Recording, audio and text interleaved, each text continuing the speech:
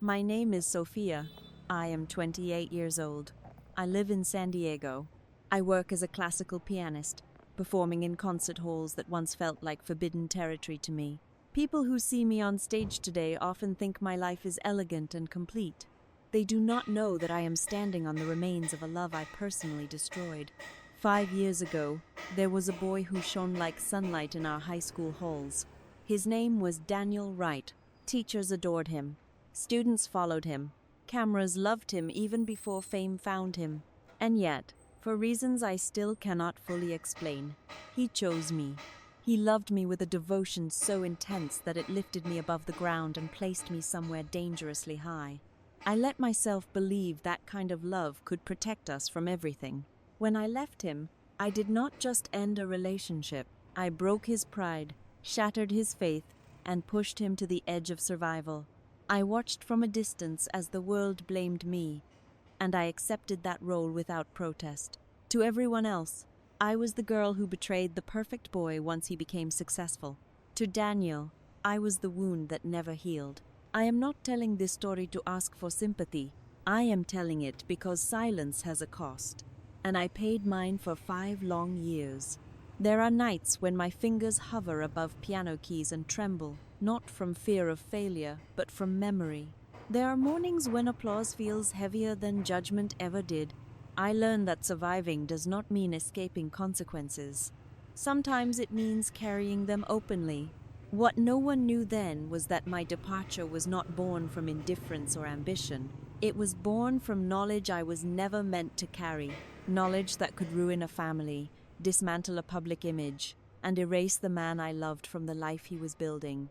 I made a choice that night, and I chose cruelty over truth, because truth would have destroyed us all. People often ask whether I regret leaving Daniel the way I did. They expect a simple answer. Regret is not simple. Regret is waking up every day knowing that the person you love most believes you are their worst mistake. Regret is becoming the villain so someone else can keep breathing. If telling the truth means destroying the person you love, would you still speak? Because I stayed silent, I walked away, and this is the price I paid. This story is not about redemption or reunion. It is about the quiet damage love can cause when power and fear collide. It is about what happens when a young woman decides she must disappear so a man can survive. Before you judge me, listen carefully, because every silence has a reason, and every choice leaves scars. That is my truth. Nothing more, nothing less. When I think back to the beginning, I always remember the sound before I remember the people. The soft echo of piano keys in an empty auditorium, the faint smell of dust and old wood, the way my fingers felt lighter than my own body, as if they did not belong to me but to something greater, something that had chosen me long before I understood what choice meant.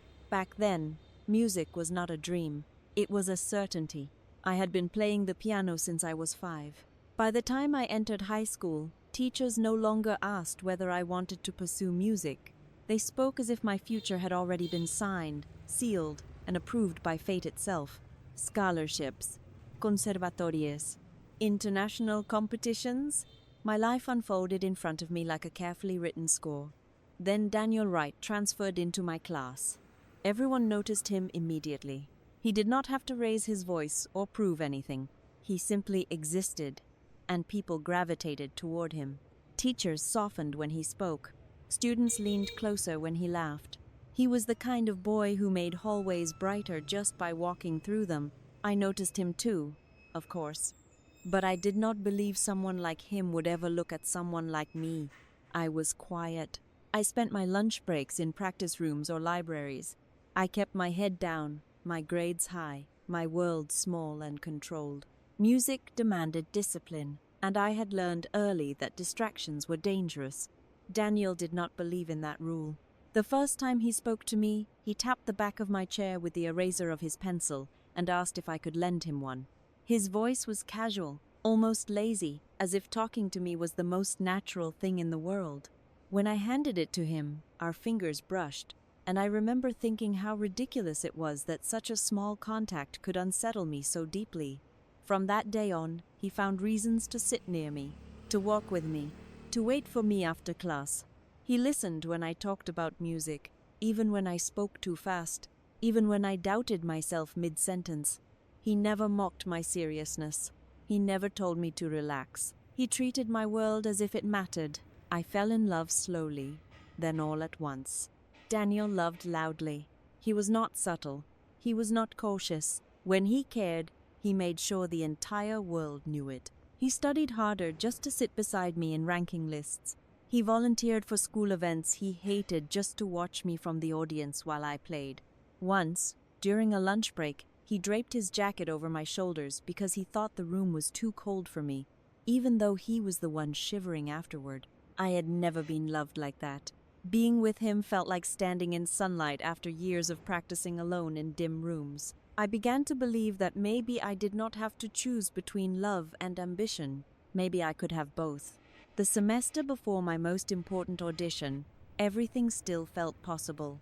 Then came the night that ended everything. It was late, too late. I remember thinking I should not have been out, but I was young, and for once I had allowed myself a small rebellion. I was crossing the street, humming a piece I had been practicing for weeks, already planning how I would adjust my phrasing the next morning. I never saw the car coming. There was no dramatic slow motion. No warning, just light, sound, and then pain so sharp it erased thought itself. My body hit the ground, and the world fractured into pieces I could not put back together. I remember screaming, not from fear, but from a sudden understanding that something was terribly wrong. My left hand would not move. At the hospital, time lost its meaning. Doctors spoke in careful voices. My mother sat beside the bed, her face pale, her hands trembling as she held mine. When the doctor finally said the words I had been dreading, they landed heavier than any physical injury. Severe nerve damage, long-term impairment, uncertain recovery. I did not cry at first. I stared at my hand, willing it to obey me, to prove them wrong. When I tried to grip my fingers together and felt them shake uncontrollably, something inside me broke in silence. Daniel arrived breathless, eyes red, guilt written across his face, as if the accident were his fault. He held me carefully, as though I were made of glass, and whispered over and over that everything would be fine, that we would fix this, that I would play again. I wanted to believe him, but reality does not bend to love. The audition came and went. I forced myself onto the stage, ignoring the pain, ignoring the tremor, ignoring the whispers in the audience. When my performance faltered, when the examiner stopped me halfway through and called for the next candidate, I felt the final thread of my future snap. After that, the rumors began. People said I had exaggerated my talent, that I had lied about my abilities, that I had failed and could not accept it. They said I quit because I was afraid of being exposed. I did not correct them. Explaining would have required vulnerability, and vulnerability felt like humiliation. Daniel defended me fiercely. He confronted classmates. He slammed desks. He shouted words I had never heard him use before. He stood between me and the world with a loyalty that made my chest ache. But even loyalty has limits. What I did not know then was that the accident was not random, that the silence surrounding it was deliberate, that, somewhere above us, beyond our reach, decisions were being made that would shape the rest of my life. All I knew was that my future had collapsed, and the person I loved was the only thing holding me upright. And even that, I would soon be forced to destroy. Pain has a strange way of changing time. After the accident, days moved too slowly, while decisions arrived too fast. My body was still learning how to exist with a left hand that betrayed me. But the world around me did not pause out of courtesy. Applications had deadlines. Schools demanded answers. Life expected me to adapt quietly. I learned very quickly how much sympathy costs. Doctors were kind, but kindness does not lower hospital bills. Rehabilitation sessions piled up like silent threats. My mother never complained, but I saw the way her shoulders sank when she thought I was asleep. She stopped buying new clothes. She skipped meals. She pretended exhaustion was nothing more than age. At night, I lay awake, listening to the hum of the refrigerator, counting money in my head the way other people counted sheep. Daniel tried to be everything at once. He showed up every day after school, then every night after rehearsals once his schedule grew busier. He carried my books even when I told him not to. He spoke about the future as if it were still intact, as if determination alone could mend damaged nerves. When I cried, he held me. When I did not cry, he worried more. What I did not tell him was that hope had begun to feel cruel. The first time I realized something was wrong beyond my injury came quietly. It was a phone call. A short one. Polite. Professional. Someone claiming to represent the driver involved in my accident. They asked questions they already seemed to know the answers to. Then they ended the call with a sentence that chilled me. This matter will be handled appropriately. Handle. Not resolved. Not investigated. Handle. Soon after, my mother received a visit. I was in my room when I heard voices in the living area. Low. Controlled. The kind of voices people use when they are accustomed to power. When I stepped out, I saw a woman sitting across from my mother. Perfectly dressed, perfectly composed. She smiled at me as if we were meeting under pleasant circumstances. She introduced herself as a legal representative. She spoke about compensation, about inconvenience, about generosity. She slid a folder across the table. Inside were numbers large enough to make my mother's breath catch, enough to cover medical bills, enough to secure a modest future, enough to make questions disappear. There was one condition: silence. No police reports, no media, no personal disclosures, no explanations to anyone. The accident would become an unfortunate, unresolved event. The driver would remain unnamed. Responsibility would dissolve into nothing. I asked one question, just one. Who was driving? The woman's smile did not change, but her eyes hardened slightly. That information is unnecessary. I understood then. This was not about justice. It was about containment. Later that night, when my mother finally broke down, her sobs were quiet and desperate. She asked me what we were supposed to do. She asked how we were supposed to survive. She asked whether pride was worth starvation. I had no answer that could save us both. It was not until weeks later that I learned the truth. I saw her on television. Evelyn Wright, a celebrated artist. A public figure praised for grace and integrity. Daniel's mother, the woman who had smiled at me in my living room, was not just a lawyer. She was a gatekeeper, and the family she protected was the family of the boy I loved. The realization hit me with a force far greater than the accident ever had. If I spoke, everything would burn. Daniel's career, already taking off, would collapse before it truly began. His mother's reputation would shatter. His life would be dragged into a scandal he never chose. And my own family would be crushed by retaliation I did not yet fully understand, but instinctively feared. I tried to imagine telling him. I pictured his face when I said his mother's name. I imagined denial, anger, confusion. I imagined him standing between me and her, torn apart by loyalty and love. I imagined him choosing her. I could not survive that, so I chose silence. Accepting the money felt like swallowing poison slowly. Every transfer into our account felt heavier than the last. I told myself it was for my mother. I told myself survival was not shameful. I told myself I was strong enough to live with this. What I did not anticipate was how silence would rot everything it touched. Daniel noticed the change before anyone else. I became distant, guarded. My words shortened. My smiles faded. I flinched when he touched my left hand. I avoided conversations about the future. The more he tried to pull me closer, the more trapped I felt. Love became unbearable. The night I decided to end it, I rehearsed my cruelty like a performance. I needed him to hate me. That was the only way he would stop digging. That was the only way he would survive without questioning the past. I contacted Lucas Wright first.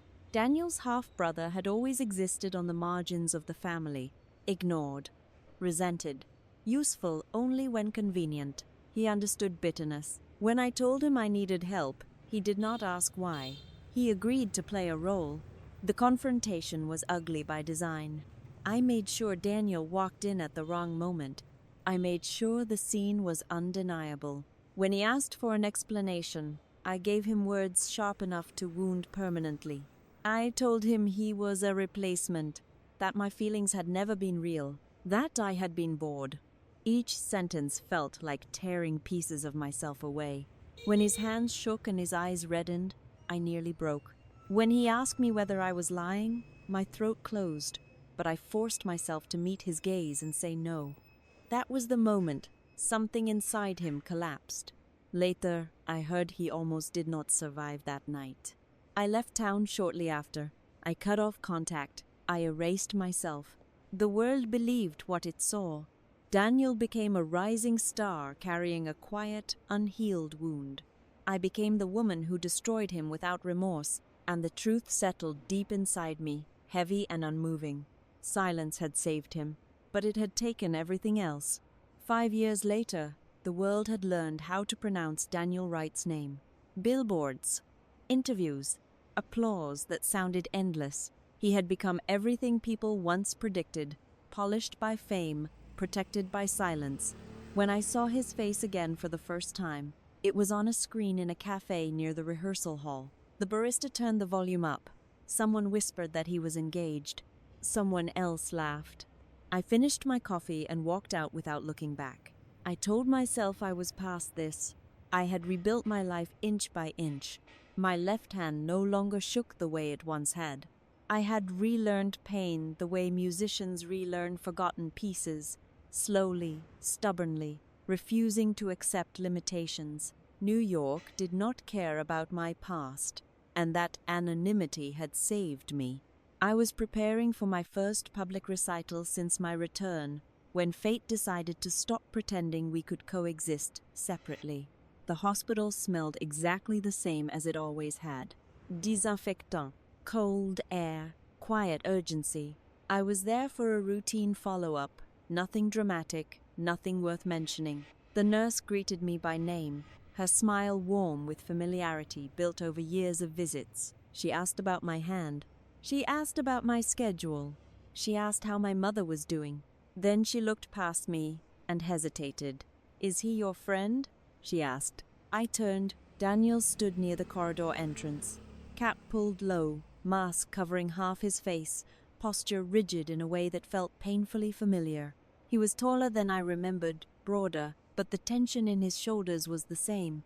When our eyes met, time failed again. Neither of us spoke. The nurse broke the silence without realizing what she was stepping into. She spoke kindly, casually, the way people do when they assume shared knowledge. She mentioned the accident, the nerve damage, the years of rehabilitation.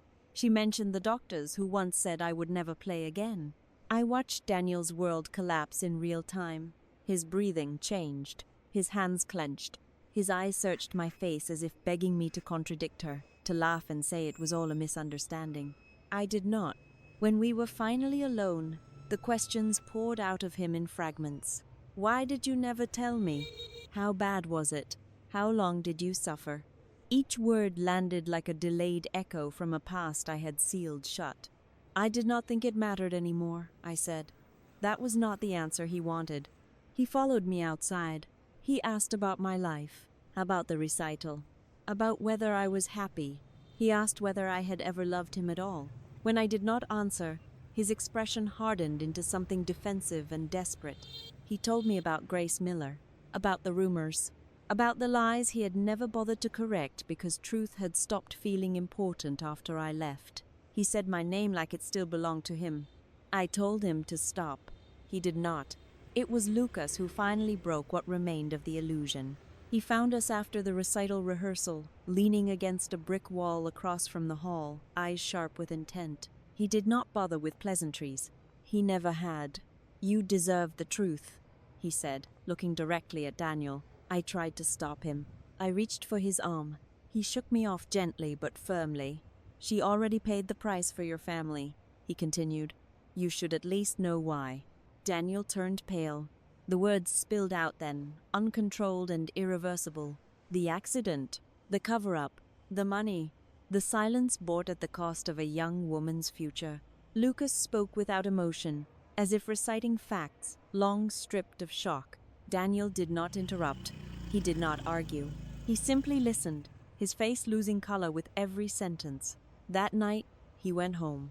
I did not follow, but I knew where he was going. Later, Lucas told me what happened. Daniel confronted his mother in the living room they had shared his entire life. He asked calmly at first. He asked whether she remembered a girl named Sophia. He asked whether she remembered a night 5 years ago. He asked whether she had been driving. She denied it until she could not. When she finally admitted the truth, she framed it as protection. Protection of him. Protection of everything she had sacrificed to build his future. She spoke of fear, of consequences, of how easily everything could have been destroyed. Daniel did not shout. He sank to the floor. Lucas said he looked smaller than he ever had, hands pressed against his temples as if trying to physically hold his reality together. He asked her why she had never told him. He asked her how she could live with it. He asked her whether she understood what she had taken. She told him she would do it again. That was when something in him broke beyond repair. The next morning, the news exploded. Daniel Wright publicly acknowledged the accident. He named his mother. He withdrew from every contract, every appearance, every obligation. He stood before cameras and said he would step away from the industry until responsibility was fully addressed. He said his success had been built on silence, and he could no longer carry it. People called him ungrateful, disloyal, weak. They were wrong. Walking away from privilege costs more than earning it ever did. He tried to find me after that. He waited outside my building. He called numbers he knew I no longer used. He left messages that went unanswered. I did not owe him forgiveness, and I did not owe him presents. But on the night before my flight, I agreed to see him once. We met at our old school, just before sunset. The walls still bore carved names and promises made by children who believed love was eternal. Daniel traced one inscription with his fingers and smiled faintly. "I never stopped loving you," he said. "I know," I replied. That was the tragedy of it. When I told him I forgave him, he looked at me as if forgiveness were a lifeline. When I told him we could never go back, he finally understood. We stood there as the sky darkened, watching an airplane cut across the horizon. "I hope you live well," he said. "So do I answered. And for the first time, that hope felt honest. The morning Daniel held the press conference, I did not watch it live. I was on a train headed out of the city, my forehead resting against the cold glass as the skyline slowly unraveled behind me. Notifications flooded my phone anyway. His name, his face, words like confession, withdrawal, accountability, strangers arguing over whether he was brave or foolish, whether he deserved praise or punishment. I muted everything. For 5 years, my life had been shaped by a single truth: I was never allowed to speak. I had learned that justice does not always arrive in courtrooms or headlines. Sometimes it arrives quietly, when someone finally chooses to stop running. Later that evening, I watched a recording of his statement. Daniel stood alone at the podium. No smile, no charm, no practiced ease. He spoke slowly, carefully, as if each word carried weight he had only just begun to understand. He did not ask for forgiveness. He did not defend his mother. He did not justify himself. He said he was stepping away because success meant nothing if it was built on silence that destroyed someone else's life. When he bowed at the end, it was not a performance. It was an apology the world could see, even if it was never meant to reach me. I did not sue. People asked why. Lawyers reached out. Journalists hinted at justice, at closure, at a final victory. They did not understand that I had already paid for this story with years I would never get back. I did not need more compensation. I did not need revenge dressed up as righteousness. I needed a future. 3 months later, I boarded a plane with one suitcase and a folder of acceptance letters. When the aircraft lifted off, I felt something loosen inside my chest, something that had been tight for so long I had mistaken it for part of me. I watched the city shrink until it became nothing more than light and shadow. This time, I was not running. My new life did not arrive dramatically. There were no grand moments, no cinematic revelations. There were practice rooms that smelled like old carpet and determination. There were nights when my hand ached and mornings when it did not. There were days when music felt effortless again, and days when it reminded me how fragile everything still was. But I was free. Occasionally, I heard news about Daniel. He kept his distance from the spotlight. He honored his words. He disappeared in the way only someone truly committed to consequence can. I hoped he found peace, even if that peace no longer included me. We never spoke again. I do not tell this story to frame myself as strong or noble. I tell it because life is not a simple exchange of guilt and innocence. Sometimes, love demands silence. Sometimes, silence demands sacrifice. And sometimes, letting go is the only way to survive without becoming bitter. If you ask me now whether I would make the same choices again, I cannot give you a clean answer. I only know that I am still here. I am still playing. I am still moving forward. And that is enough. I forgave him not so we could return to what we were, but so neither of us would remain trapped there. The past does not disappear when you face it. It simply loses its power to decide who you become. This is not a story about reunion. It is a story about release.